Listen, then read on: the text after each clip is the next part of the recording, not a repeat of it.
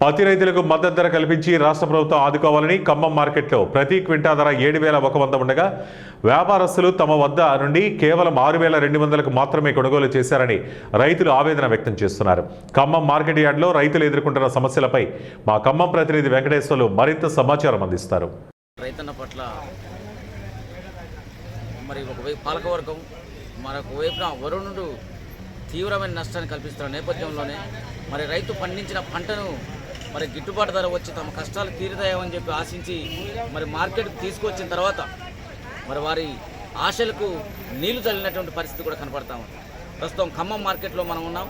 ఇప్పటికీ కొంతమంది రైతులు మార్కెట్కి పత్తిని పండించి మరి తడిసినప్పటికీ దాన్ని ఆరబెట్టుకొని దాన్ని అంతా శుద్ధి చేసుకొని తిరిగి మార్కెట్కి తీసుకొచ్చిన తర్వాత కూడా వారికి జెండా పాట కంటే కూడా తక్కువ రేటు రావడంతో రైతు కంట్లో కన్నీరుగా కనపడుతున్న పరిస్థితి కనపడతాము.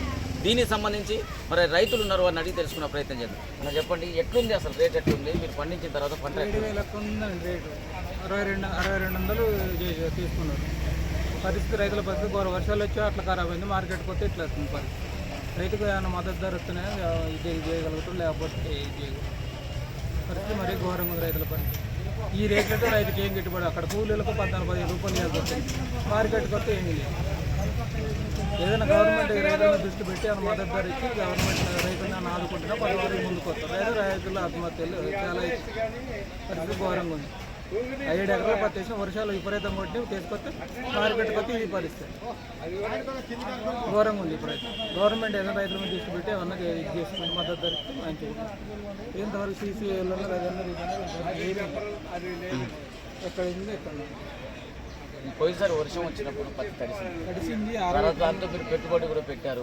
నష్టం జరిగిందా? నష్టం జరిగి దాన్ని మళ్ళీ కూలీలు పెట్టి తీసుకుని ఆరబెట్టుకొని మార్కెట్కి వచ్చి ఈ పరిస్థితి 6,200 పెడితే ఏమవుతుంది తింటాకి. అందులో వాళ్ళ 15 ఖర్చులు మార్కెట్ రాగా జాగ్రత్త 20 రూపాయలు వస్తుంది ఖర్చు. 14-15 రూపాయలు తీసిన వాళ్ళు బస్సులు ట్రాన్స్పోర్ట్ తీసుకోవచ్చు. 6200 రైతు దానికి పెట్టుబడి ఎంత, దున్నింది ఎంత, ట్రాక్టర్ ఎంత ఖర్చు వచ్చింది? తింటాకి 6,200 అసలు ఏముంటుంది? కూరగాయల రేటు కూడా లేదండి. కానీ పరిస్థితి అయితే ఘోరంగా ఉంది రైతుల ఇది పరిస్థితి. ఏదేమైనా మొత్తానికి రైతులు చాలా అంధకారంలో నెట్టుకుపోయేటువంటి ప్రమాదం పొంచి ఉందని చెప్పి ఒకవైపున అధికారులు కానీ లేదా ప్రభుత్వం కానీ స్పందించకపోతే భవిష్యత్తులో రైతాంగం పరిస్థితి దారుణంగా తయారు కాబోతుంది అనేటువంటిది మనకు దీన్ని బట్టి అర్థం చేసుకునే పరిస్థితి కనపడుతుంది. ఏదేమైనా మొత్తానికి ఉమ్మడి ఖమ్మం జిల్లాలో రైతాంగం పట్ల ఇప్పటికైనా ప్రభుత్వ యంత్రాంగం స్పందించి నష్టపోయిన రైతాంగాన్ని ఆదుకోవడానికి చర్యలు చేపట్టేది. అదేవిధంగా రైతులు పండించిన పంటకు కూడా గిట్టుబాటు ధర వచ్చే విధంగా చర్యలు చేపట్టినట్లయితే మరి వారి పరిస్థితి చాలా అంధకారంగా తయారైనటువంటి పరిస్థితి కనపడుతుంది. కనీసం పెట్టిన పెట్టుబడులు కూడా కనీసం వచ్చేటువంటి పరిస్థితి లేదు.